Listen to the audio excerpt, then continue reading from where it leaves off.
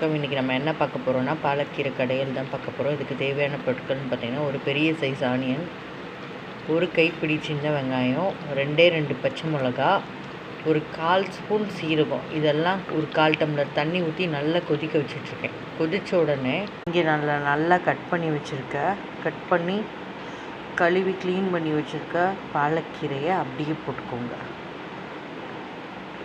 இதை பொறுத்த வரைக்கும் பாலக்கீரையில் உப்பு போடாதீங்க.